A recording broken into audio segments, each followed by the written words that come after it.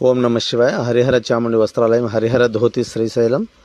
ఈరోజు 22/7/2025 నాడున శ్రీశైల దేవస్థానంలో ఉన్నటువంటి డ్యాము నిండుకుండలా నిండింది.